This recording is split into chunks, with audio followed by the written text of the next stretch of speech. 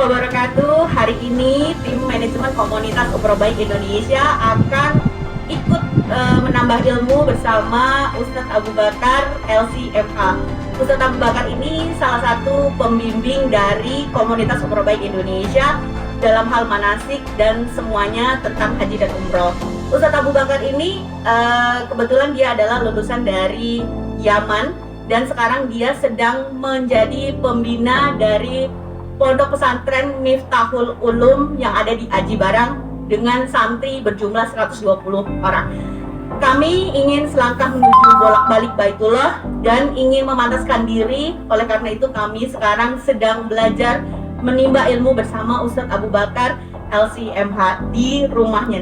Oke, nanti kalau kita sudah mengaji bersama Ustadz Abu Bakar, kita akan memberikan infonya apa saja sih yang membuat Allah ridho pada kita untuk bisa selangkah bolak-balik menuju Baitullah dan memantaskan diri supaya Allah terus-terusan panggil kita untuk selangkah bolak-balik menuju Baitullah. Baiklah, untuk mempersingkat waktu, kita langsung aja mengaji bersama Ustadz Abu Bakar LCMH. Assalamualaikum warahmatullahi wabarakatuh.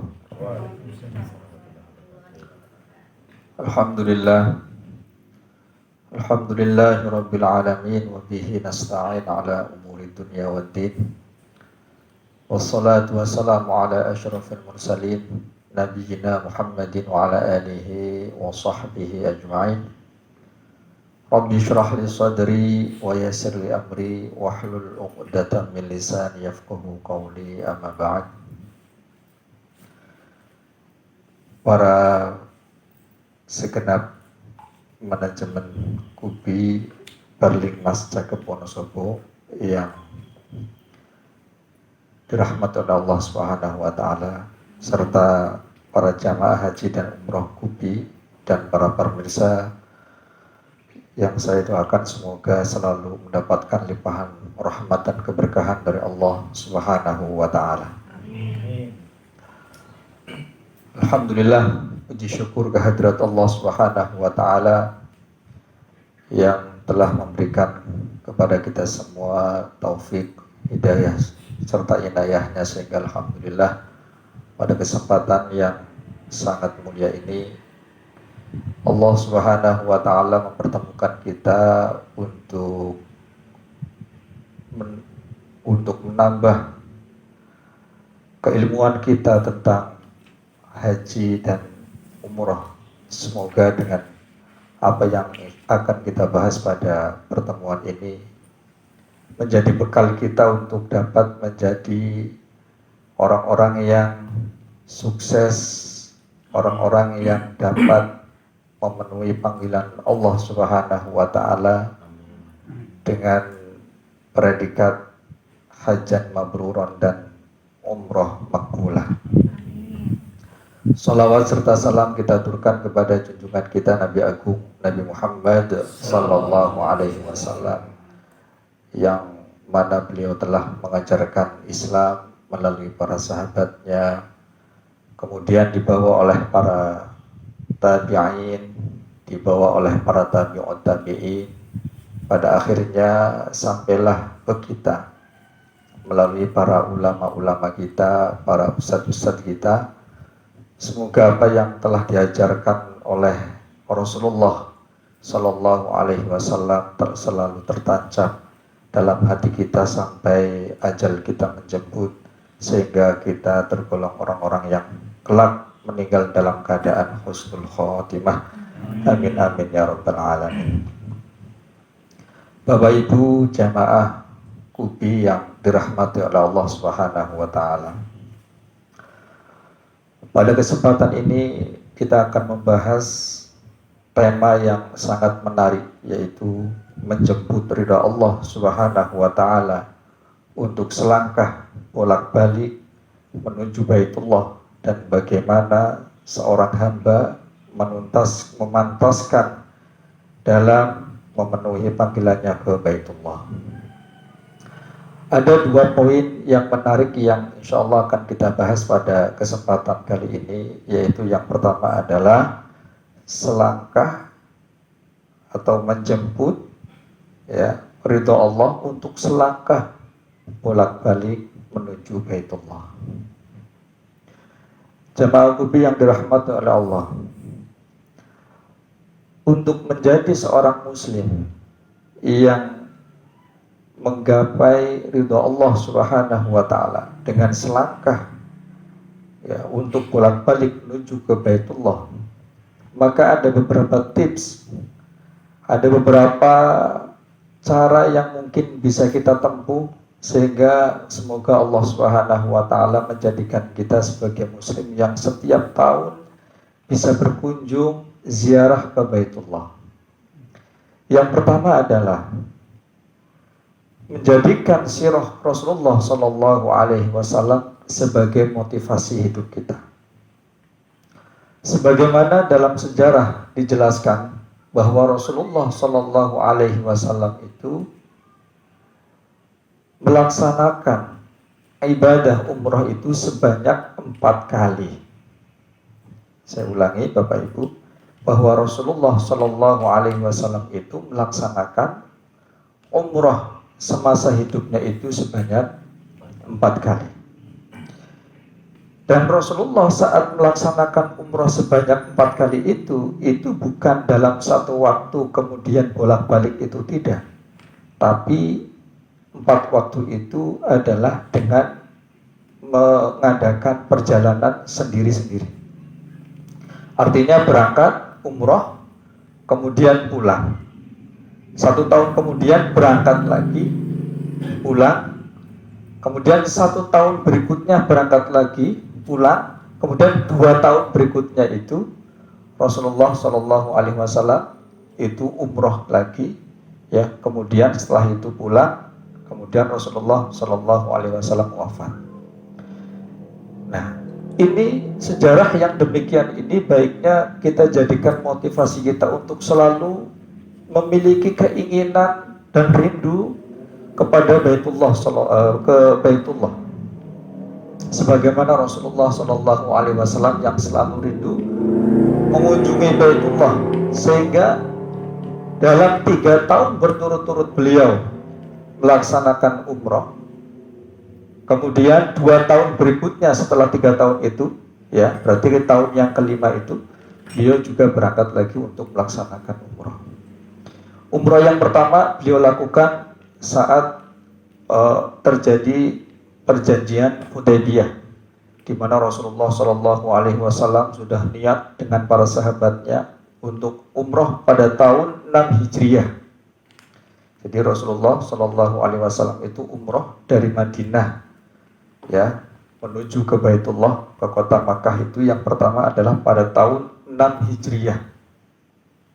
Rasulullah membawa para sahabat yang cukup banyak pada waktu itu, namun sebelum masuk ke kota Madinah, Rasulullah Shallallahu Alaihi Wasallam itu dicekal oleh kafir Quraisy pada waktu itu. Kafir Quraisy kemudian mengatakan kepada Rasulullah bahwa Rasulullah itu tidak diperkenankan untuk umrah tahun tersebut. Akhirnya Rasulullah kemudian membuat kesepakatan dengan kafir Quraisy tersebut, ya, yang kita kenal dengan perjanjian Hudaybiyah. Kemudian Rasulullah membatalkan umrah pada waktu itu, ya, dan dilaksanakan pada tahun berikutnya. Nah, memang pada waktu itu banyak sekali para sahabat yang tidak terima. Para sahabat mengatakan pokoknya kita harus tetap berangkat, tapi Rasulullah tidak. Rasulullah punya strategi sendiri. Rasulullah punya cara bagaimana supaya menang. Jadi tidak gegabah itu Rasulullah. Sehingga Rasulullah ambil keputusan, oke, kita pending, kemudian kita bikin perjanjian, yang perjanjian itu dinamakan dengan perjanjian Hudaybiyah. Akhirnya pulang. Setelah pulang, tahun berikutnya berarti tahun 7 Hijriah, ya, tadi 6 Hijriah, terjadi 6 Hijriah. Nah, tahun berikutnya pada tahun 7 Hijriah, Rasulullah Shallallahu Alaihi Wasallam juga melaksanakan umroh. Umroh itu dinamakan dengan umroh qadha. Kenapa dinamakan dengan umroh qadha? Itu sebagai qadha dari umroh yang waktu tahun 6 Hijriah itu dicekal.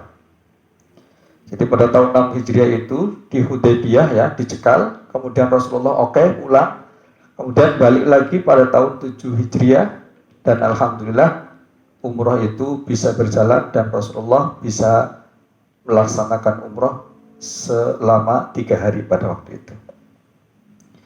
Nah, kemudian setelah Rasulullah selesai umroh qadha kemudian pulang, pada tahun ke-8 Hijriahnya berangkat lagi untuk umroh. Nah, itu yang kemudian Rasulullah memulai umrohnya dari Miqat Ji'rana. Makanya kita disunnahkan ketika umroh itu baiknya dari Miqat Ji'rana ya. Karena apa? Itu sebagaimana Rasulullah Shallallahu Alaihi Wasallam pada waktu itu Miqatnya itu dari Ji'rana. Jadi supaya mengikuti jejak Rasulullah Shallallahu Alaihi Wasallam dari Ji'rana. Itu terjadi pada tahun 8 Hijriah. Nah, berarti 3 tahun berturut-turut itu. 6, 7, 8. Tahun 9 Hijriah libur. Rasulullah tidak berangkat umrah. Nah, pada tahun 10 Hijriah Rasulullah berangkat umroh. Tapi pada waktu itu umrohnya bareng dengan haji wada. Haji wada itu berarti haji perpisahan. Rasulullah akan berpisah dengan umatnya selamanya. Ya, karena Rasulullah setelah itu wafat. Nah, itu haji yang terakhir. Rasulullah itu selama hidupnya itu melaksanakan ibadah haji hanya sekali. Tapi umrohnya 4 kali. Ya. Nah, kita sebagai umat Islam ya harusnya ikut ya atau menjadikan peristiwa ini sebagai motivasi kita untuk bisa terus berangkat ke Baitullah. Saya yakin Rasulullah ketika berangkat haji itu karena rasa yang kerinduan yang luar biasa. Sehingga dalam 1 tahun itu beliau terus umrah. Ya. Maka yang pertama tips agar kita selalu bisa berangkat ke Baitullah adalah menjadikan peristiwa tersebut sebagai motivasi kita untuk selalu rindu dan berangkat ke Baitullah. Kemudian yang kedua adalah azam. Perlu panjenengan ketahui, azam dengan niat itu berbeda. Kalau niat itu saat sudah di depan mata kita akan melaksanakan ibadah haji atau umroh. Sedangkan azam itu kita masih berencana, belum di depan mati, di depan mata. Contohnya, kita sekarang masih belum punya ongkos untuk berangkat, tapi kita sudah punya azam. Azam itu keinginan yang kuat. Pokoknya saya azam untuk berangkat ke Baitullah. Maka yang kedua adalah harus azam. Nah, saat azam ini maka tanamkan husnudzon kepada Allah Subhanahu wa taala. Saya ulangi. Saat azam itu tertanam dalam hati kita, maka panjenengan harus mendampingkan azam tersebut dengan husnudzon terhadap Allah Subhanahu wa taala. Kata Rasulullah dalam sebuah hadis qudsi, Rasulullah mengatakan, ana inda dzanni abdi bi. Walaupun ini yang mengatakan adalah Rasulullah, tapi ini merupakan hadis qudsi ya. Hadis qudsi itu kan berarti sumbernya dari Allah, namun yang mengatakan adalah Rasulullah. Jadi kata Rasulullah, ana inda dzanni abdi bi. Ini menceritakan apa yang dikatakan Allah. Allah itu mengatakan seperti ini, saya itu tergantung prasangka seorang hamba. Jadi bukan hanya azam saja. Kalau kata nyong niat mau mangkat orangnya ya terserah. Tidak seperti itu. Jadi yang pertama azam tanamkan dalam hati, kemudian barengkan azam tersebut dengan husnudzon terhadap Allah Subhanahu wa taala. Karena apa yang menjadi husnudzon panjenengan bahwa Allah akan memberangkatkan kita itu sebagai bekal penting untuk dapat ya ziarah ke Baitullah. Tapi kalau panjenengan sudah lah kayaknya tidak bisa berangkat, buat makan setiap hari aja udah nggak ada. Saya itu pernah melihat sebuah video yang itu menunjukkan bahwa benar-benar husnudzon terhadap Allah itu sangat penting sekali. Ada seorang tukang becak, dia lagi ngetem di depan supermarket pada waktu itu. Kemudian ada seorang yang mau wawancarai, ya, ditanya, "Bapak, apa setiap hari, setiap ngetem itu membawa Al-Quran?" "Iya." "Setiap ngetem itu membaca Al-Quran?" "Iya." "Berapa juz yang Bapak baca setiap hari itu?" "Tidak lepas dari 1 juz." Hanya dengan seperti itu dia diberangkatkan haji oleh orang tersebut. Nah, ini kan berarti husnudzon terhadap Allah Subhanahu wa taala kan sudah luar biasa. Ini yang kedua, azam yang dibarengi dengan husnudzon terhadap Allah Subhanahu wa taala. Kemudian setelah azam, keinginan yang kuat dalam hati, husnudzon, bukan kemudian santai menggotoli Gusti Allah memberangkatkan, udah bisa seperti itu. Ikhtiar. Yang ketiga adalah ikhtiar. Bagaimana ikhtiar? Ya ikhtiar ya dengan cara menabung. Ya, dengan cara tentunya dengan cara yang thayyib ya, dengan cara yang thayyiban ya, halalan thayyiban. Halal dan baik kan seperti itu. Ya. Bukan dengan jalur yang seperti kita ketahui dengan apa itu? Riba ya. Nah, kemudian apalagi dengan cara jalur-jalur yang tidak baik lah. Contoh, jadi uang dari hasil perjudian dan sebagainya. Ya. Karena uang hasil dari perjudian yang digunakan untuk ibadah haji atau ibadah umroh itu kalau secara zahir, hukum fikihnya itu, hukum syariatnya itu hajinya sah-sah saja. Tapi kan bukan hajat mabrurun. Bukan haji yang diterima oleh Allah Subhanahu wa taala kan gitu. Ya. Itu yang ketiga. Jadi harus ikhtiar, harus berusaha tapi berusaha yang baik. Bukan berusaha yang penting saya dapat uang kemudian saya berangkat untuk ibadah haji, itu tidak seperti itu. Kemudian yang terakhir adalah berdoa. Berdoa karena apa? Rasulullah SAW mengatakan la yaruddul qada illa doa, bahwa sebuah ketetapan Allah itu tidak bisa dirubah kecuali dengan doa. Jadi doa itu memang kekuatannya luar biasa. Kekuatan, makanya Rasulullah mengatakan doa silahul mukmin. Doa itu sudah senjatanya orang mukmin, senjata mungkasan. Kalau kita sudah lahiriah, sudah ikhtiarnya luar biasa, secara akal ikhtiar kita tidak bisa sampai pada tujuan. Ya, ini secara logika. Secara logika, ya, sepertinya ikhtiar kita itu tidak bisa menghasilkan. Tapi kita masih punya satu senjata yang ampuh. Sebagaimana Rasulullah mengatakan tadi, doa silahul mukmin, bahwa doa itu sebagai senjatanya orang mukmin. Dan itu merupakan senjata yang luar biasa ampuhnya. Bahkan Rasulullah tadi mengatakan la yaruddul qada illa doa. Ketetapan Allah itu tidak akan pernah bisa dirubah kecuali dengan doa. Ini menunjukkan bahwa doa itu merupakan pedang atau senjatanya orang mukmin yang paling kuat. Sehingga dengan 4 tersebut, yang pertama menjadikan sirah Rasulullah sebagai motivasi. Kemudian yang kedua, azam yang kuat yang dibarengi dengan husnudzon. Kemudian yang ketiga, ikhtiar yang baik. Kemudian yang terakhir, berdoa, karena doa itu merupakan senjata yang paling ampuh bagi seorang mukmin. Insya Allah kita dapat berziarah ke Baitullah ya setiap tahun. Amin amin ya rabbal alamin. Kemudian poin yang kedua dalam tema yang sedang kita bahas pada kesempatan ini adalah bagaimana seorang hamba memantaskan dalam memenuhi panggilan ke Baitullah. Ini penting sekali perlu diketahui ya oleh para calon haji ataupun calon orang-orang yang akan berangkat ibadah umroh. Ini sangat penting sekali untuk diketahui.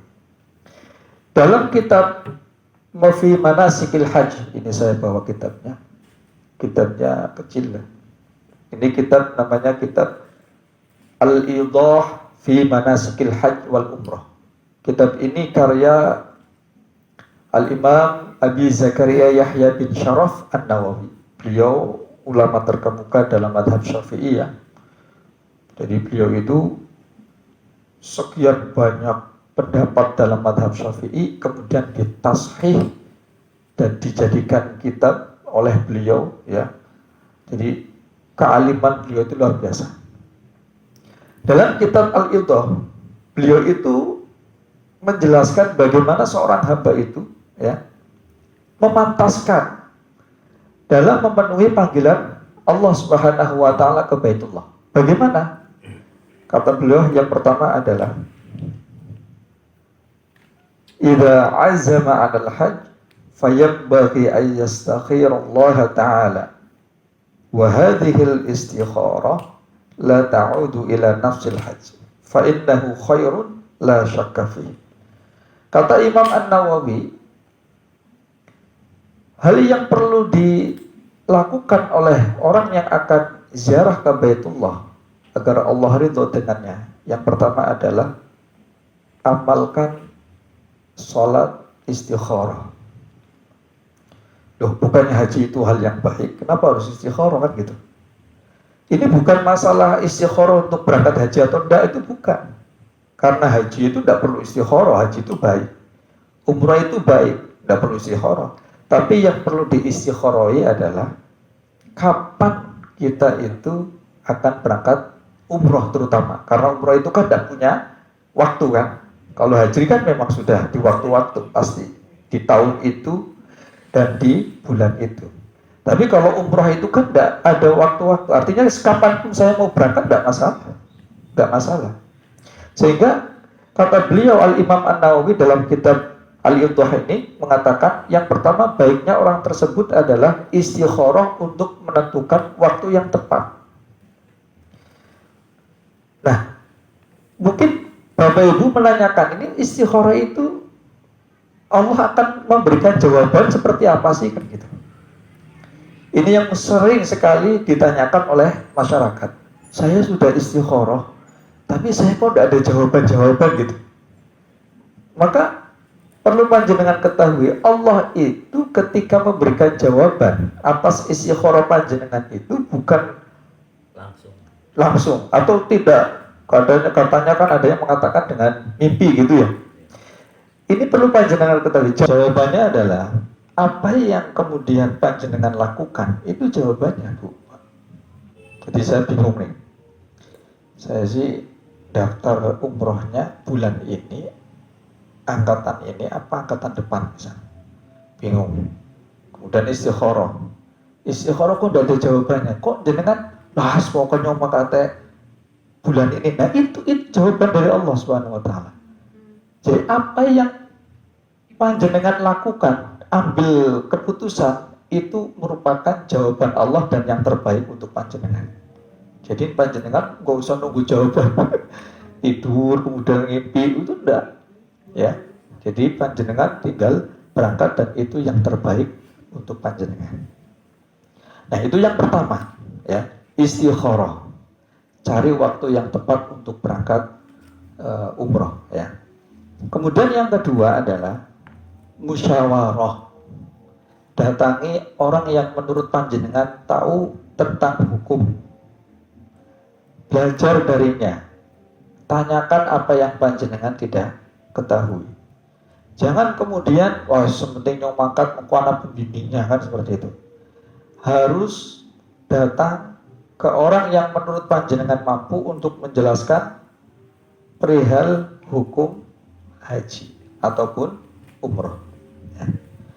Ini kata Al-Imam An-Nawawi, yustahabbu ayyushawira man yasiqu bidinihi wa khibratihi wa ilmihi fi hajjihi wa fi hadzal waqt wa yajibu 'ala man yushiruhu ayyabdula lahu nasiha.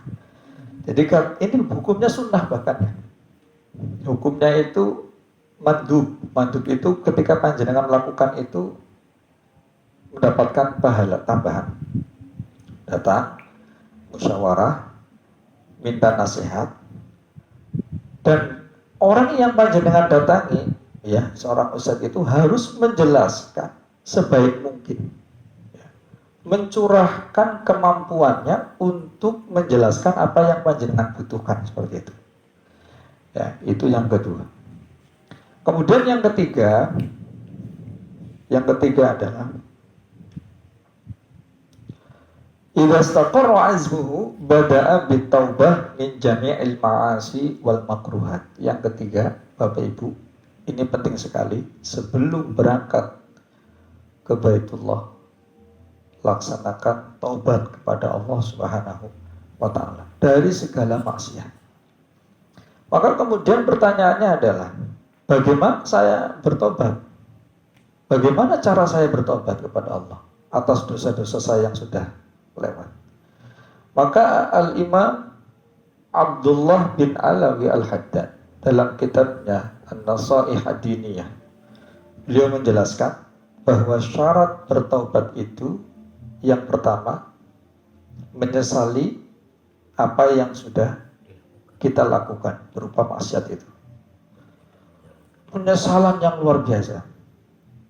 Ya, ini syarat taubat agar diterima oleh Allah. Yang pertama, menyesali apa yang telah kita perbuat. Kemudian yang kedua adalah azam. Tadi balik lagi ke azam. Niat yang kuat untuk tidak mengulangi lagi. Ya. Niat yang kuat untuk tidak mengulangi. Berarti ternyata syarat taubat itu niat yang kuat. Walaupun kemudian pada kenyataannya setelah bertobat itu melakoni maling. Dan itu manusiawi, Bapak Ibu, manusiawi. Tidak mungkin ada seseorang itu yang kemudian bertobat terus umur hidupnya itu tidak melakukan lagi. Ya terkadang sesekali akan terperosok lagi. Ya, makanya guru saya itu Ali bin Zainal Abidin itu menyampaikan, kayaknya mungkin tidak ada seseorang di dunia ini yang bersalah kemudian bertobat, kemudian selama hidupnya itu benar-benar meninggalkannya, sesekali akan terperosok. Nah terus kita harus bagaimana? Ya tobat lagi. Yang penting awal ketika kita bertobat itu bukan untuk mengulangi lagi, benar-benar azam, niat untuk tidak mengulangi. Kok ternyata terperosok, itu kan hal yang manusiawi, kan seperti itu. Jadi yang kedua adalah azam untuk tidak mengulangi. Kemudian yang ketiga, benar-benar meninggalkan. Di mulut mengatakan, ya Allah saya bertobat, ya saya tidak mau minum khamr. Dia bertobat di mulut tapi masih melakukan. Jadi benar-benar meninggalkan maksiat tersebut. 3 syarat ini ketika bertobat dari dosa yang murni, dosa kepada Allah Subhanahu wa taala. Jadi saya ulang lagi, 3 tersebut adalah jika dosa itu murni kepada Allah. Apa dosa ada yang selain Allah? Ada. Kalau dosa kepada orang, manusia, maka ditambah 1 lagi syarat untuk diterima tobatnya. Tadi 3 lagi nih, ditambah 1 lagi, yaitu memohon maaf atau meminta ridho kepada orang tersebut atas hak yang panjenengan ambil. Kalau memang haknya pengen dikembalikan, contoh panjenengan mengambil hak apa, contoh mengambil uang misalnya, tidak pernah dikembalikan, kayak kasusnya Pak Haji, orang ya kerjasama sampai sekarang ludes ya. Nah maka ini orang ini yang ngambil uangnya Pak Haji dan sampai sekarang tidak dikembalikan itu, Bapak Ibu, itu dia tobatnya belum pernah diterima itu. Tobat yang hubungannya dengan Pak Haji ini loh. Sampai mati pun Allah tidak akan menerima tobat. Karena ini tobatnya itu hubungannya dengan Pak Haji. Dia membawa haknya. Dia membawa uang yang sebenarnya bukan miliknya kok dibawa pergi. Maka dia selama hidupnya itu tidak pernah akan dimaafkan oleh Allah. Kecuali Pak Haji itu ridho. Tapi insya Allah Pak Haji itu kelihatannya orangnya, kalau nggak itu dosa nggak? Nah berarti orang dedukannya Nabi ya. Ya. Ya seperti itu. Nah maka orang yang akan berangkat umroh atau haji itu harus ya bertobat dengan cara seperti itu. Taubatan nasuha dengan 3 syarat. Jika dosa itu murni dengan Allah, atau ditambah 1 syarat lagi menjadi 4 jika dosa itu berhubungan dengan hak adami. Itu yang ketiga. Kemudian yang keempat, ini sangat penting sekali Bapak Ibu. Yang keempat adalah yajtahidu fi irdha'i walidayhi, meminta ridho dengan maksimal kepada kedua orang tua. Jangan sampai kemudian panjenengan berangkat haji umroh, orang tua di rumah tidak ada yang urus, orang tua di rumah mengeluh. Maka baiknya adalah panjenengan sebelum berangkat semaksimal mungkin meminta ridho dari Allah dari orang tua. Meminta ridho dari kedua orang tua ya. Terus bagaimana kalau seorang istri ini? Kalau seorang istri, maka baiknya itu meminta ridho kepada suami. Kenapa saya mengatakan baiknya? Karena tatkala haji itu merupakan haji rukun. Haji rukun Islamnya panjenengan. Berarti kan haji yang pertama gitu. Mau berangkat kok suami tidak setuju, maka panjenengan boleh tetap berangkat. Boleh tetap berangkat. Tapi dengan syarat hajinya haji rukun loh ya. Dengan syarat hajinya haji rukun. Tapi kalau hajinya tatawwu, haji yang sunnah, haji yang bukan wajib, bukan rukun hajinya panjenengan, berarti kan haji yang kedua. Itu panjenengan nggak boleh pergi saat suami itu tidak ridho.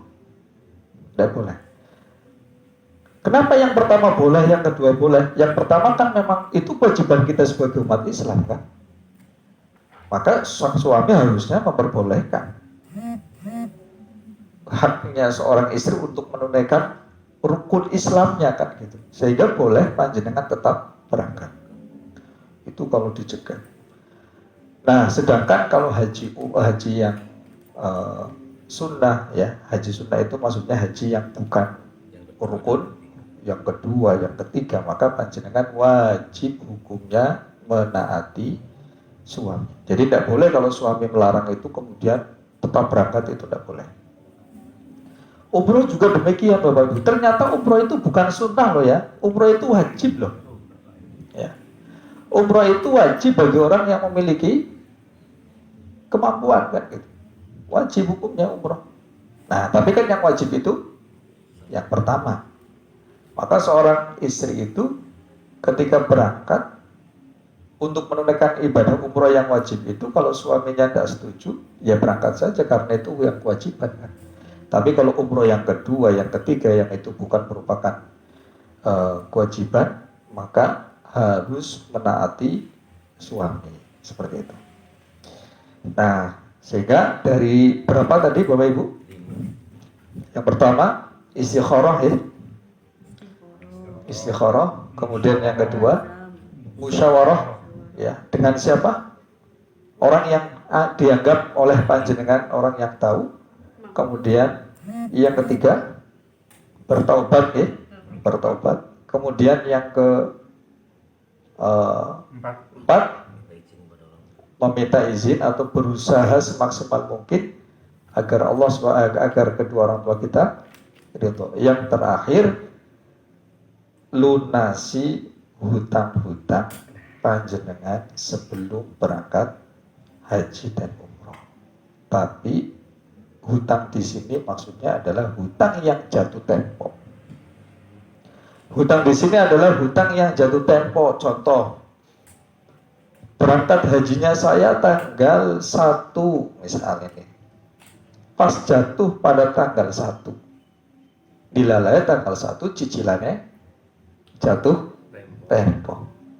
Maka panjenengan tidak boleh berangkat haji itu karena cicilannya pas jatuh tempo. Kecuali nih saya sebayar, sudah ya, saya sudah lunas cicilan saya untuk bulan ini, berangkat boleh. Ya, jadi harus, kecuali kalau panjenengan benar-benar tidak mampu. Ya, kalau bahasa kitabnya itu moksir itu sudah benar-benar tidak mampu, maka panjenengan boleh tetap untuk berangkat karena memang sudah ada uang untuk menutup hutang, kan seperti itu. Mungkin itu saja yang bisa saya sampaikan. Semoga bermanfaat. Semoga kita semua ditakdirkan oleh Allah Subhanahu wa taala agar bisa meniru Rasulullah, bisa bolak-balik ziarah ke Baitullah. Kemudian yang kedua, bukan saja kita bolak-balik, namun kita juga mendapatkan ridho dari Allah Subhanahu wa taala atas apa yang kita lakukan bolak-balik ke Baitullah. Itu saja, semoga bermanfaat. Saya akhiri, wallahul muwaffiq ila aqwamit thoriq. Wassalamualaikum warahmatullahi wabarakatuh. Waalaikumsalam warahmatullahi wabarakatuh. Alhamdulillahirabbil alamin, akhirnya acara demi acara sudah kita lewati bersama Ustadz Abu Bakar LCMH. Kami di sini berusaha belajar dan terus belajar lagi bersama Ustadz. Tema kali ini yang kami bawakan adalah selangkah bolak-balik menuju Baitullah untuk menggapai ridhonya Allah, agar kita pantas untuk terus selalu dipanggil oleh Allah Subhanahu wa taala berkunjung ke Baitullah. Nanti kita akan lakukan lagi acara-acara seperti ini supaya kita bisa menambah ilmu dan bisa beramal jariah, berbagi kepada semua calon-calon tamu-tamu Allah yang ada di Indonesia. Saya hari ini tuh benar-benar tertampar sekali ya dengan hal-hal yang mungkin saya belum tahu, dan akhirnya sekarang saya menjadi tahu, sehingga saya bisa memulai untuk melakukannya sebelum nanti akhirnya Allah menjemput kami semua pulang ke rahmatnya. Oke, mungkin hari ini sekian dulu Kubi TV bersama komunitas Umroh Baik Indonesia. Nanti ketika kita akan adakan kegiatan seperti ini lagi, kita akan share kepada semua calon-calon tamu Allah untuk selangkah bolak-balik menuju Baitullah. Wassalamualaikum warahmatullahi wabarakatuh.